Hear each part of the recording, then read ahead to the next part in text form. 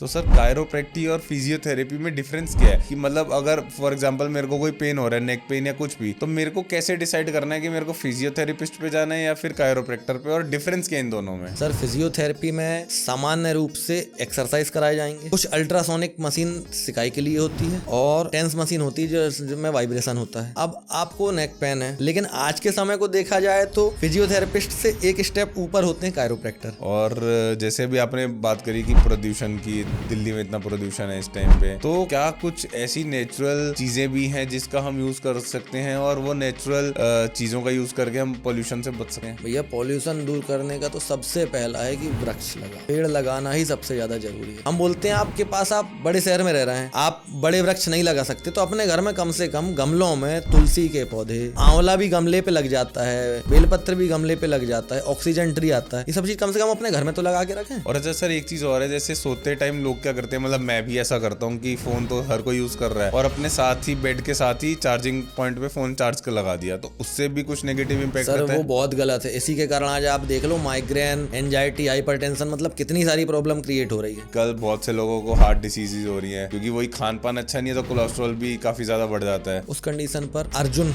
जिसको कहुआ बोला जाता है, अर्जुन की छाल। हाँ अर्जुन की छाल, छाल ले ले, क्वाथ ले ले।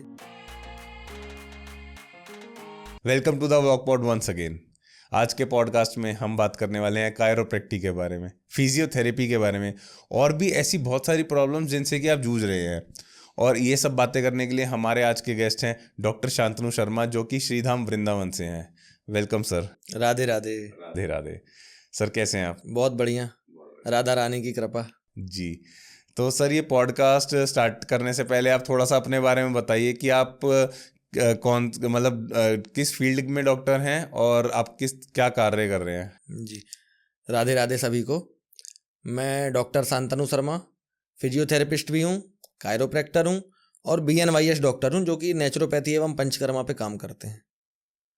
इसी के द्वारा हम वृंदावन में आज कई वर्षों से लगातार निःशुल्क रूप से साधुओं की सेवा कर रहे हैं, जहाँ पर हमारे चिकित्सालय में साधु संतों के लिए, वैष्णवों के लिए और जो असहाय हैं उनके लिए मेडिसिन से लेकर ट्रीटमेंट सारा निःशुल्क होता है। बाकी जो देने योग्य हैं वो देते हैं, बाकी राधा रानी की कृपा से सब चलता है। जी। तो सर हम बात करते हैं सबसे पहले कायरोप्रैक्टी के बारे में। बिल्कुल।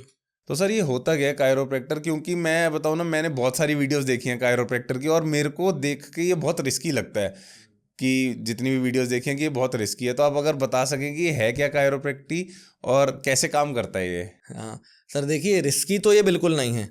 वो तो आवाज़ जो आती है, इसमें क्या होता सर, पहले तो हमारे यहाँ चलता था सबसे शुरू में योगासन, प्राणायाम, व्यायाम, सब जानते हैं। फिर ये फिजियोथेरेपी की फील्ड आई। फिजियोथेरेपी में जिसमें टेंस मशीन, अल्ट्रासोनिक मशीन द्वारा ट्रीटमेंट और थोड़ा सा एक्सरसाइज। लेकिन इसके बाद और हम एडवांस हुए, तो एडवांस जिसको बोला जाता है traditional bone setting, advance bone setting, जिसमें हमारे शरीर के जितने जॉइंट होते हैं वहाँ पर स्टिफनेस आ जाता है। उस स्टिफनेस को निकालने के लिए जो कायरोप्रैक्टिक की जाती है, जिसके आपने वीडियोस में मेरे देख रखे हैं, जिसमें आवाज़ तो ज़रूर आती है, लेकिन उससे सर मतलब विथ इन वीक जो रिलीफ मिल जाता है वो नॉर्मल फिजियोथेरेपी से एक 2 महीने में नहीं मिल पाता। इसलिए आजकल कायरोप्रैक्टी का बहुत क्रेज चल रहा है, बोला जाए तो। तो सर कायरोप्रैक्टी और फिजियोथेरेपी में डिफरेंस क्या है कि मतलब अगर फॉर एग्जांपल मेरे को कोई पेन हो रहा है, नेक पेन या कुछ भी, तो मेरे को कैसे डिसाइड करना है कि मेरे को फिजियोथेरेपिस्ट पे जाना है या फिर कायरोप्रैक्टर पे, और डिफरेंस क्या है इन दोनों में? हाँ सर, फिजियोथेरेपी में सामान्य रूप से एक्सरसाइज कराए जाएंगे, कुछ अल्ट्रासोनिक मशीन सिकाई के लिए होती है और टेंस मशीन होती है जिसमें वाइब्रेशन होता है। ये मशीनों का उपयोग होगा। अब आपको नेक पेन है, उसमें आप ये डिसाइड तो नहीं कर पाते हैं कि मैं किसके पास जाऊं, लेकिन आज के समय को देखा जाए तो फिजियोथेरेपिस्ट से एक स्टेप ऊपर होते हैं कायरोप्रैक्टर, क्योंकि वो विथ इन मिनट, हम कायरोप्रैक्टी करते हैं तो 3 to 5 मिनट में फुल बॉडी का एडजस्टमेंट जो अलाइनमेंट कर देते हैं, और उससे उनको बहुत जल्द लाभ मिल जाता है। इसलिए आप कायरोप्रैक्टर पे जाएं तो वो बेस्ट है। और कब पता लगे सर कि हमें एक डॉक्टर की ज़रूरत है, कि कायरोप्रैक्टर या फिजियोथेरेपिस्ट की कब ज़रूरत है? सर जब हमें कोई दर्द हुआ, हमने सामान्य रूप से घर में सभी लोग जानते हैं नॉर्मल एक्सरसाइज, उसको कर ली, उसके बाद भी वो दर्द नहीं जा रहा है और हम परेशान हो रहे हैं, भाई रात की नींद नहीं आ पा रही, फिर तो हमें कायरोप्रैक्टर पे जाना ही चाहिए। तो अभी जैसे आपने बोला कि रात की नींद नहीं आ पाई, हाँ, तो नींद से रिलेटेड की सबसे ज़्यादा मतलब जो सोने की राइट पोजीशन है वो क्या राइट पोजीशन है, और क्या ऐसी गलत पोजीशन है जिसमें कि आमतौर पे लोग सो जाते हैं और वो गलत है, उसकी वजह से कुछ प्रॉब्लम्स हो सकती है? सबसे बड़ी प्रॉब्लम तो सोने की है मोबाइल। जो रात्रि के समय में सोने से 1 घंटे पहले तो मोबाइल अलग कर देना चाहिए, मोबाइल का उपयोग नहीं करना चाहिए। और सबसे गलत पोजीशन तो उल्टे सोना होता है, पेट के बल। आप रात्रि में करवट लेकर ही सोएं। पिलो अगर लेना चाहें तो एकदम पतला 2 से 2.5 इंच तक का ले सकते हैं, कोई दिक्कत नहीं है। और बाएं करवट सोएं, जिससे आपका स्वास्थ्य भी बढ़िया रहेगा और सब बढ़िया चलेगा। तो उल्टा सोना सबसे ज़्यादा प्रॉब्लमेटिक है, और साथ में फ़ोन यूज़ करना, तो फ़ोन यूज़ करना, सोने से 1 घंटे पहले फ़ोन बंद हो जाए। और अच्छा सर, एक चीज़ और है, जैसे सोते टाइम लोग क्या करते हैं, मतलब मैं भी ऐसा करता हूँ कि फ़ोन तो हर कोई यूज़ कर रहा है और अपने साथ ही बेड के साथ ही चार्जिंग पॉइंट पे फ़ोन चार्ज कर लगा दिया, तो उससे भी कुछ नेगेटिव इम्पैक्ट सर रहता है? वो बहुत गलत है। इसी के कारण आज आप देख लो माइग्रेन, एंजाइटी, हाइपरटेंशन, मतलब कितनी सारी प्रॉब्लम क्रिएट हो रही है। तो फ़ोन तो बिस्तर से कम 3 फीट की दूरी पर ही होना चाहिए, और चार्जिंग पॉइंट सिर के पास बना लिए। पहले भी कई बार हमने वीडियो देखा, अब तो रेयर केस ऐसा नहीं होता, लेकिन फ़ोन फटने के वीडियो भी आए हैं, लोग चार्जिंग पे लगाए लगाए फ़ोन चला रहे हैं। सर ये सब बहुत गलत है शरीर के लिए, मतलब खुद के स्वास्थ्य के साथ गलत है ये। और सर जैसे अब मतलब सबको आदत है कि एसी की, है ना, तो एसी ऑन करके सोना रात में ये कितना सही है? और क्या मतलब करेक्ट टेम्परेचर होना चाहिए, रूम टेम्परेचर, जिसमें हमें सोना चाहिए जिससे कि नींद भी अच्छी आए और कुछ प्रॉब्लम्स भी ना हो? सर एसी तो एक तरीके से हमारी सेहत के लिए हानिकारक है ही, लेकिन आजकल का परिवेश ऐसा हो गया है कि इतना ज़्यादा प्रदूषण है, इतना ज़्यादा, जिससे गर्मियों में टेम्परेचर 50 से ऊपर जा रहा है। निरंतर वृक्ष कट रहे हैं, आप देख रहे हैं रोज कहीं ना कहीं वृक्ष काटे ही जा रहे हैं। वृक्ष कटने से टेम्परेचर और बढ़ता जा रहा है। तो ये व्यक्ति की अब मजबूरी हो, हम एसी का सपोर्ट तो ना करेंगे, लेकिन व्यक्ति की मजबूरी है वर्तमान में एसी का उपयोग करना, इसलिए वो कर रहा है। तो एसी में नॉर्मल टेम्परेचर 24-25 का होता है, जिसमें आप सो सकते, कहीं कोई दिक्कत नहीं होती। तो उसमें तो गर्मी लगती है।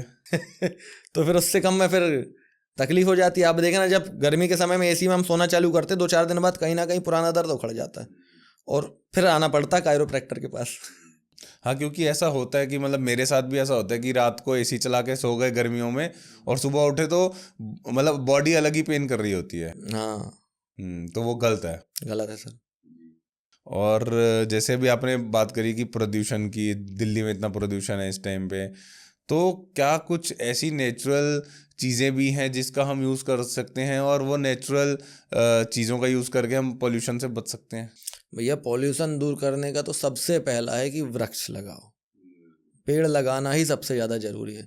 हम बोलते हैं आपके पास, आप बड़े शहर में रह रहे हैं, आप बड़े वृक्ष नहीं लगा सकते, तो अपने घर में कम से कम गमलों में तुलसी के पौधे, आंवला भी गमले पे लग जाता है, बेलपत्र भी गमले पे लग जाता है, ऑक्सीजन ट्री आता है, ये सब चीज़ कम से कम अपने घर में तो लगा के रखें, तो उससे ही थोड़ा सा वातावरण आपका बढ़िया होगा। और क्या कुछ खाने में भी आइटम हम ऐड कर सकते हैं ऐसी कि जिससे कि मतलब उस पॉल्यूशन से बचा जा सके? मतलब वो तो एक सॉल्यूशन आपने बहुत अच्छा बताया कि पॉल्यूशन हो ही ना, लेकिन पॉल्यूशन के कारण जैसे हमको एलर्जी होती है, सर्दी होती है, खांसी होती है, उसके लिए भैया सबसे अच्छी चीज़ है नेचुरल, रात में सोते समय हल्दी वाला दूध, हल्दी पाउडर एंटीऑक्सीडेंट होती, मतलब हल्दी पाउडर बराबर कोई चीज़ नहीं है जो कि हमारे शरीर के लिए फ़ायदेमंद हो। तो रोज़ रात में हम 1 कप हो सके, आधा गिलास हो सके, हल्दी वाला दूध पिएं, उससे पूरी एलर्जी दूर होगी शरीर की। अच्छा सर, एक चीज़ और है, आजकल ना काफ़ी ज़्यादा लोग मतलब जो जिनकी सिटिंग जॉब्स है कि 8-8, 10-10 घंटे, 12-12 घंटे लैपटॉप या कंप्यूटर पे ही हैं, तो उनको काफ़ी ज़्यादा लोअर बैक प्रॉब्लम्स होने लग गई हैं, है ना? तो लोअर बैक प्रॉब्लम्स के लिए क्या इलाज है फिजियोथेरेपिस्ट या फिर एक कायरोप्रैक्टर के पास? और उन जो वो प्रॉब्लम्स हो रही हैं, क्या उन प्रॉब्लम्स से किस तरीके से अपना लाइफस्टाइल ठीक किया जाए ताकि वो प्रॉब्लम ही ना हो? फॉर एग्जांपल मेरी जॉब है एक सिटिंग जॉब है, सिटिंग जॉब है, मेरे को 10 घंटे कंप्यूटर पे बैठना है, तो मैं क्या कर सकता हूँ कि वो प्रॉब्लम उतनी बने ही ना कि मेरे को कायरोप्रैक्टर या फिजियोथेरेपिस्ट के पास जाना पड़े। हाँ, देखिए आपको आजकल ये तो जॉब सामान्य बात है, लेकिन उसमें जो दर्द लोगों को हो रहा है, भाई पहले के लोग भी काम करते थे, लेकिन आजकल हम लोग जो है प्रकृति के खिलाफ चलते हैं। हमारा समय 10 से 11 बजे सोने का और 4 से 5 बजे उठने का होता है। सूर्योदय के पहले उठो, सारे रोग की दवा सवेरे की हवा बोला जाता है। लेकिन अब 8-8, 9-9 बजे उठ रहे हैं। उसके बाद अब जो सवेरे उठेगा तो वो नॉर्मल एक्सरसाइज भी करेगा। सवेरे उठ करके कोई कुछ ना करे, केवल सूर्य नमस्कार में 12 स्टेप होते हैं। सूर्य नमस्कार 12 स्टेप का केवल 12 बार प्रतिदिन कर ले सर, मेरी गारंटी, सवेरे उठ के कर ले तो उसको कभी कोई दर्द ना होगा। कमर का दर्द हो, चाहे सिर का दर्द हो, चाहे कहीं का दर्द हो। अब दर्द बढ़ने पे फिजियोथेरेपिस्ट, कायरोप्रैक्टर के पास तो जाना ही पड़ता है, लेकिन हम अगर सूर्य नमस्कार चालू कर दें, सवेरे उठ के कुछ प्राणायाम चालू कर दें, 1 से 2 किलोमीटर की वॉकिंग चालू कर दें, तो वो दर्द बहुत जल्दी चला जाएगा और फिर दोबारा होगा ही नहीं। अच्छा सर, अब जैसे आपने बताया दर्द हो रहे हैं इतने ज़्यादा, है ना, तो लोग क्या करते हैं, जैसे कुछ भी छोटा मोटा दर्द भी हुआ तो पेन किलर खा ली। तो क्या वो रेगुलर पेन किलर खाने के साइड इफ़ेक्ट्स भी हैं? और अगर वो साइड इफ़ेक्ट्स हैं तो ऐसी क्या चीज़ है कि उस पेन किलर की जगह कुछ और चीज़ यूज़ की जा सकती है जिससे तुरंत आराम भी आ जाए? बिल्कुल भाई साहब, पेन किलर तो रेगुलर खाना ही नहीं चाहिए। पेन किलर तो एक प्रकार से जहर है, लेकिन मजबूरी में व्यक्ति खाता है। अब उससे बचने के लिए हमें दर्द हो रहा है, पहले तो एक्सरसाइज करें, रात्रि में जो हल्दी वाले दूध बताए हैं वो पिएं। उसके साथ साथ जिसको बोला जाता है नेचुरल स्टेरॉइड, क्या, हमारी मेथी का दाना रात में फुला दें पानी में, अजवाइन, मेथी, थोड़ी सी दालचीनी, और सवेरे उस पानी को गुनगुना करके पिएं। तो वो धीरे धीरे करके शरीर में जहाँ जहाँ दर्द बन रहा है वो सब दूर कर देगा। दर्द तेज हो रहा है तो हार सिंगार के पत्ते ले लें, हार सिंगार के पत्ते, नीम की गुरबेल, इसका काढ़ा बना के पिएं। आप देखना दर्द से रामबाण आराम पड़ जाएगा। तो ये सब चीज़ें मतलब रेगुलरली यूज़ की जा सकती हाँ, हैं? इससे कोई भैया आदमी पेन किलर खाने में रेगुलर सोचता है नहीं सोचता बिल्कुल, लेकिन इसको खाने में सोचता है। इस चीज़ का उपयोग करो, कभी कोई दिक्कत होगी नहीं। और सर जैसे कोल्ड भी काफ़ी ज़्यादा लोगों को आजकल हो रहा है, मतलब मेरे को खुद को भी साइनस रहता है और मेरे को ब्रोंकाइटिस भी है, तो मेरे को भी बहुत जल्दी पॉल्यूशन से प्रॉब्लम हो जाती है, डस्ट से एलर्जी है। तो उसके लिए कि क्या ऐसी चीज़ें की जा सकती हैं कि थोड़ा सा उसमें रिलीफ मिले? सर कोल्ड के लिए तो सबसे पहले, जैसे कोल्ड का मौसम चालू हो गया, ठंडी आ गई, हाँ, जब मौसम बदलता है तो फिर हम जो नॉर्मल दिन भर पानी पीते हैं, पानी से ही सबसे ज़्यादा संबंध कोल्ड का है। तो एक हमारा उबला पानी पीने की आदत तो है नहीं, इसलिए नॉर्मल पानी को भी थोड़ा सा गुनगुना करके पिए। जब भी पानी पिए गुनगुना पानी पिए। आप देखना जो गुनगुना पानी पिएगा उसको कोल्ड होगा ही नहीं। और सवेरे उठते हैं, चाय तो सेहत के लिए हानिकारक है, उसकी बात तो हम नहीं कर रहे, लेकिन सवेरे उठते हैं, तुलसी, अदरक, काली मिर्च का काढ़ा बना लें, सवेरे सवेरे वो पिए, बढ़िया। आप देखो दिन भर एनर्जी भी रहेगी और कोल्ड भी नहीं होगा। जी। और सर जैसे अभी हम पीछे बात कर रहे थे मोबाइल फ़ोन एडिक्शन की, है ना, तो एक चीज़ और है, लोगों को ना मोबाइल फ़ोन का एडिक्शन इस लेवल का हो गया कि वो अगर वॉशरूम भी जा रहे हैं तो भी मोबाइल फ़ोन साथ में लेके जा रहे हैं। और आई थिंक मुझे ऐसा लगता है कि शायद उसकी वजह से भी कॉन्स्टिपेशन काफ़ी ज़्यादा बढ़ गया है। खान पान की वजह से तो बढ़ ही रहा है। तो वो अगर आप बता सके जो फ़ोन साथ में वॉशरूम ले जाने का उसके साइड इफ़ेक्ट्स क्या हैं, क्या वो कॉन्स्टिपेशन उसका एक साइड इफ़ेक्ट है और उससे कैसे बचा जा सकता है जो ये कॉन्स्टिपेशन वाली प्रॉब्लम है? सर कॉन्स्टिपेशन वाली प्रॉब्लम से बचने के लिए तो व्यक्ति को एक अपना नियमित भोजन का जो शेड्यूल है उसको नियमित करना होगा। एक टाइम पे ही भोजन लें। सवेरे हम देख रहे हैं 8 बजे उठ रहे हैं, 12-1 बजे तक व्यक्ति ने कुछ भी नहीं खाया पिया, भैया वहाँ तक तो भोजन हो जाना चाहिए व्यक्ति का।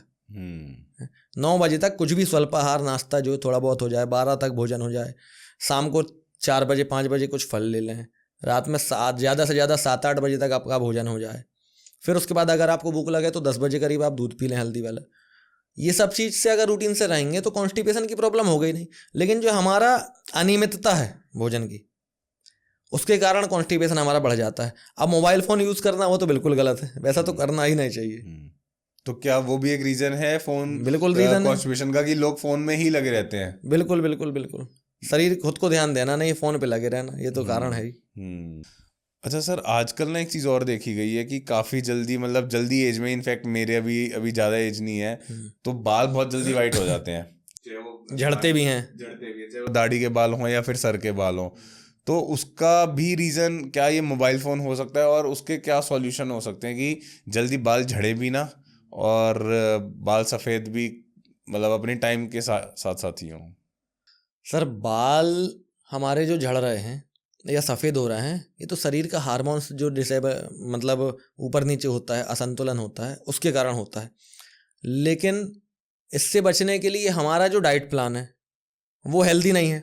बाज़ार की चीज़ें खा रहे हैं, देख रहे हैं बाज़ार में खड़े होके कुछ ना कुछ, मतलब किसी प्रकार का शुद्धता है नहीं, बस पेट भरने के लिए खा लिए।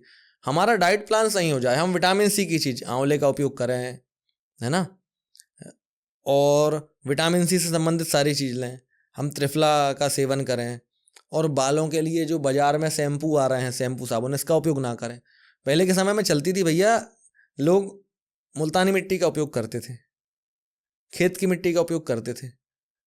आज उस चीज़ का उपयोग बंद हो गया है। रीठा सीका का ये सब का उपयोग बंद हो गया है। इसके कारण बाल बहुत जल्दी सफ़ेद होने लगते हैं। अगर हम थोड़ा सा अपने आप में सुधार करें, आप देखना आजकल लोग बड़ा चलन चल रहा है गोरे होने के लिए, कहीं कोई फेशियल करा रहा है, कहीं स्क्रब करा रहा है। सर सब फालतू है, आवश्यकता ही नहीं है। आप प्रतिदिन स्नान करते हैं, सबसे सस्ता आप मुल्तानी मिट्टी ले लें, उसमें शहद ऐड कर लें, गुलाब जल ऐड कर लें, अपने रख लें, वॉशरूम में ही रख लें, और नहाने से पहले अपने फेस में भी लगा लें और सिर में भी लगा लें। 5 से 10 मिनट आप उसे रहने दें और उसे धो लें। नहाने के बाद जब हम आते हैं तो क्रीम पाउडर की तो ज़रूरत है ही नहीं, थोड़ा सा कोकोनट ऑयल, गोले का तेल, नेचुरल तेल सबको उपलब्ध हो जाता है। नेचुरल गोले का तेल सिर में भी लगाएं और चेहरे में भी लगाएं। आप देखो स्किन कैसी ग्लो करेगी, मतलब किसी क्रीम की ज़रूरत है ही नहीं हमें फिर। जी। और सर जैसे आई साइट की अगर हम बात करें तो आज वो भी विटामिन सी से रिलेटेड है। अच्छा। आँखों के लिए तो विटामिन सी, आँख बालों के लिए विटामिन सी बहुत ज़रूरी है। उसके लिए आंवले का सेवन करें और नींबू का भी सेवन कर सकते हैं अपनी तासीर के अनुसार। और सर एक चीज़ और देखी गई है कि मतलब लोगों के ना आजकल घुटने बहुत जल्दी ख़राब हो जाते हैं। इनफैक्ट जो MBBS डॉक्टर्स या MD डॉक्टर्स वगैरह हैं वो सजेस्ट कर देते हैं कि आपको घुटना चेंज कराना पड़ेगा। तो क्या इसका भी कोई और तरीका है कि घुटना चेंज, क्योंकि मेरे को पता है कि ये बहुत पेनफुल प्रोसेस है घुटना चेंज कराना। उसके बाद भी कोई गारंटी थोड़ी ना है कि घुटना ठीक हो जाए। हाँ, वो भी आई थिंक 5-10 साल बाद वापस से ख़राब हो जाता है। तो उसके लिए क्या किया जा सकता है नेचुरली? उसके लिए सर नेचुरली जो हम प्राकृतिक चिकित्सा करते हैं उससे समाधान हो जाता है।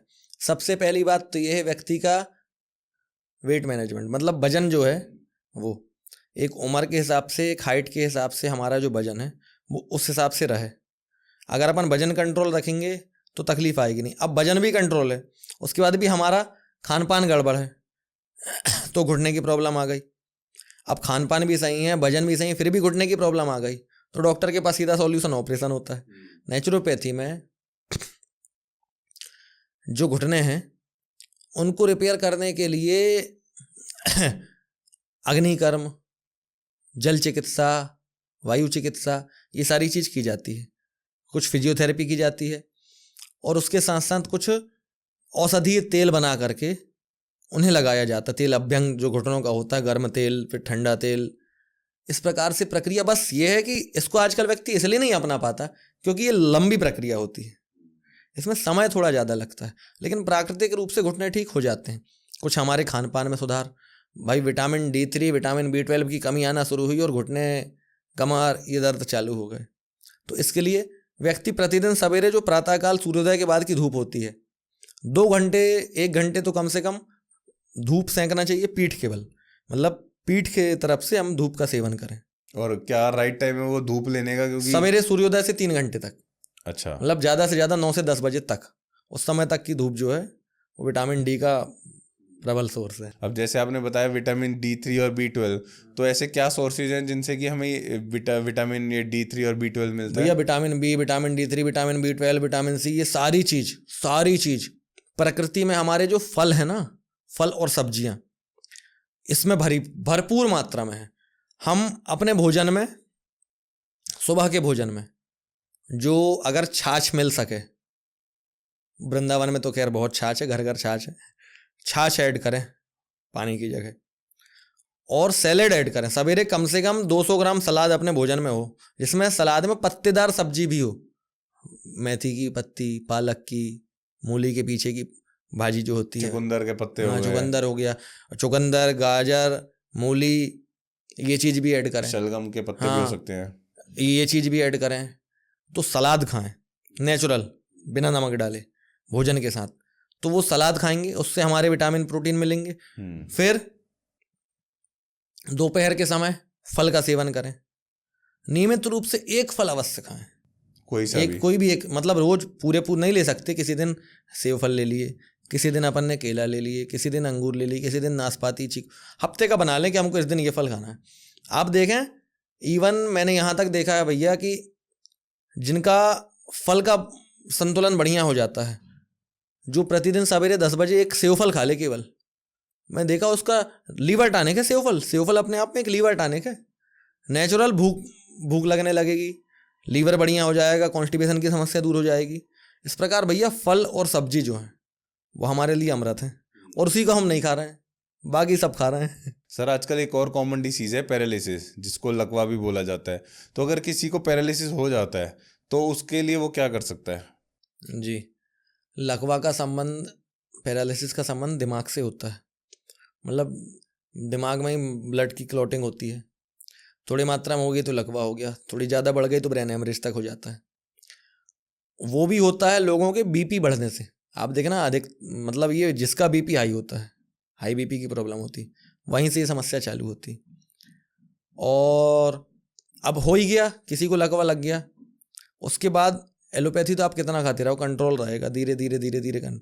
लेकिन अगर आपको फास्ट रिलीफ चाहिए, बहुत जल्दी आराम चाहिए, तो लकवा लगने के बाद उस व्यक्ति को खुद से, क्योंकि एक लकवा पेशेंट होने के बाद व्यक्ति एक मानसिक रूप से बहुत कमज़ोर हो जाता है, वो खुद से कुछ नहीं करना चाहेगा, लेकिन उसको ज़बरदस्ती कम से कम 1 से 1.5 घंटे का वर्कआउट कराएं, ज़बरदस्ती। कैसा वर्कआउट? उसके हाथ पैर जो जाम हो गए हैं, हाँ, फिजिकल वर्कआउट नॉर्मली एक फिजियोथेरेपिस्ट को बुला लें, वो बता देगा, वो करा देगा, थोड़ा उससे सीख लें, उसके माध्यम से करा लें, चाहे खुद कर लें। और इसके लिए हम अगर योग प्राणायाम की बात करें तो 10 मिनट कपालभाति प्राणायाम, और शुरुआत में 15 मिनट से लेकर के आगे चल के आधे घंटे तक अनुलोम विलोम प्राणायाम। अनुलोम विलोम प्राणायाम लकवा के लिए रामबाण का काम करता है, अमृत है पैरालिसिस के लिए। और उसके अलावा औषधीय तेल जो आयुर्वेद में बनाए जाते हैं, उस तेल से थोड़ी थोड़ी हल्की हल्की उन अंगों पे मालिश दें, गरम ज़्यादा उपयोग करें। इस प्रकार लकवा को बहुत जल्दी दूर किया जा सकता है। इसके साथ साथ अगर हम औषधि की बात करें तो कुछ औषधि मार्केट में उपलब्ध हैं, जिनका भी हम सेवन करा सकते हैं इसके साथ साथ। तो सर जैसे अभी आपने बताया कि ये जो पैरालिसिस है ये दिमाग से कनेक्टेड है, तो आई थिंक दिमाग से एक और कनेक्टेड डिसीज़ है जो कि है फिट्स, जो बोलते हैं दौरे पड़ रहे हैं, है ना। तो उस टाइम पे अगर फॉर एग्जांपल किसी को फिट आ रहा है तो क्या किया जा सकता है, या फिर उसके बाद उसके लिए क्या किया जा सकता है आप एलोपैथी के अलावा?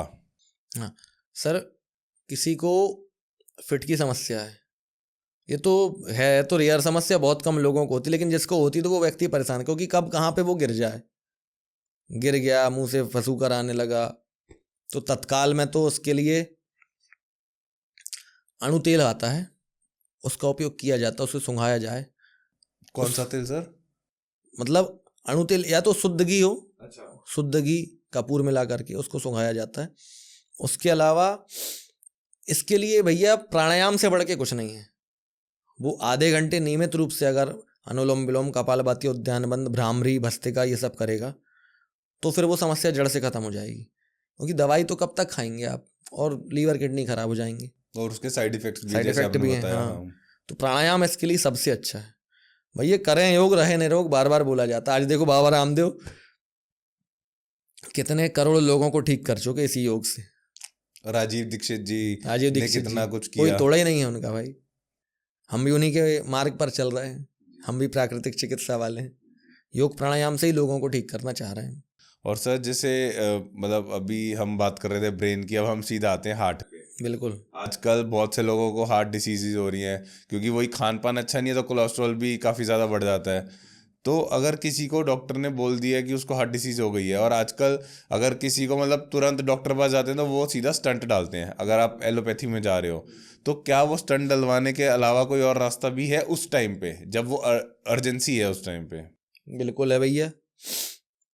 तत्काल में तो एलोपैथी मेडिसिन लेना पड़ता है व्यक्ति को, लेकिन वहाँ से वो वापस आता है उस कंडीशन पर अर्जुन, जिसको कहुआ बोला जाता है, अर्जुन की छाल। हाँ, अर्जुन की छाल, छाल ले ले, क्वाथ ले ले, इसका वो सवेरे शाम अर्जुन की छाल, दालचीनी, गिलोय, तुलसी, ये चीज़ें सवेरे शाम काढ़ा बना के पिए।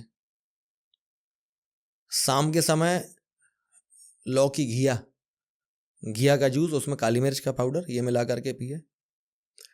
हम बता रहे हैं भैया, हमने ऐसा रिजल्ट देखा है कि 15 से 20 दिन के बाद जितने ब्लॉकेज हुए वो खुल गए। और उस पर भी डिपेंड करता है कि उसको कितने ब्लॉकेज हैं, क्या प्रॉब्लम आई है, तो उसके हिसाब से फिर अलग अलग उपचार बताए जाते हैं। उसके लिए भी उसको संपर्क तो करना अनिवार्य है जी। और फॉर एग्जांपल किसी डॉक्टर ने किसी पेशेंट को बोल दिया कि अब इनकी बाईपास सर्जरी ही होगी, कि इतनी ज़्यादा ब्लॉकेज हो गई है कि अब स्टंट भी नहीं डाल सकते, बाईपास सर्जरी होनी है, तो क्या उसका इलाज भी है इसमें? आयुर्वेद में है, आयुर्वेद में, नेचुरोपैथी में है। आज देखिए पतंजलि योगपीठ हरिद्वार है बाबा रामदेव का, वहाँ कितने लाख लोग जो हैं जिनको हार्ट के लिए एकदम फेल हो गए थे, नेचुरोपैथी से बाबा ने ठीक कर दिया सबको। प्राकृतिक चिकित्सा, पंचकर्मा, नेचुरोपैथी, इससे तो भैया 100% ठीक हो जाता है व्यक्ति बिना किसी साइड इफेक्ट के। और हमने लोगों को ठीक होते देखा है, हमारे खुद प्राकृतिक चिकित्सा केंद्र में कई सारे लोग ठीक हुए।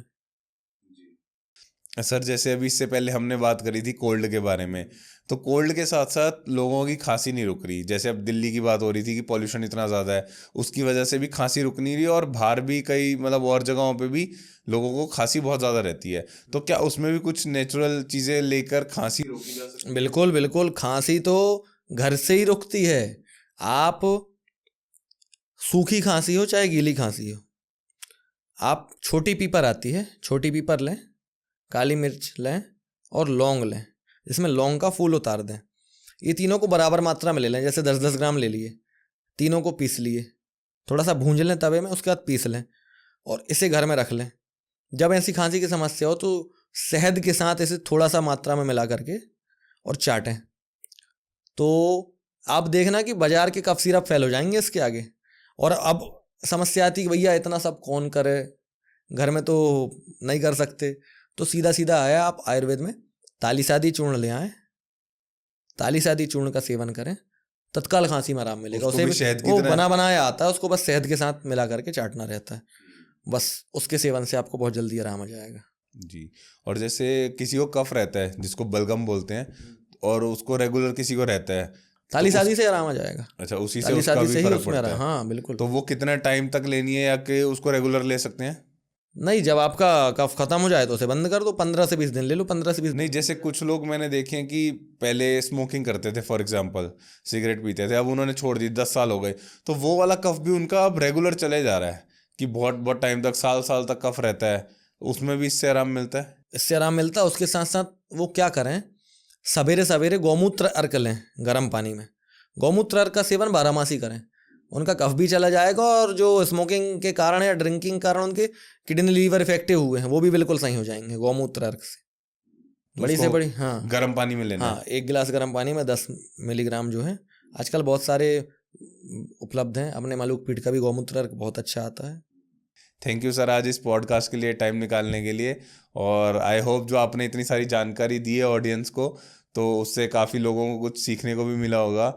और अगर आपको चाहते हैं आपकी सर से आप कांटेक्ट करें, तो मैं सर का कांटेक्ट नंबर और बाकी डिटेल्स भी, उनका इंस्टाग्राम आईडी भी है, वो डिस्क्रिप्शन में डाल दूंगा, आप सर से कांटेक्ट कर सकते हैं। Thank you sir. Radhe Radhe. हम तो सर आपकी सेवा में हमेशा उपलब्ध हैं। राधे राधे। वृंदावन की सेवा में। राधे राधे।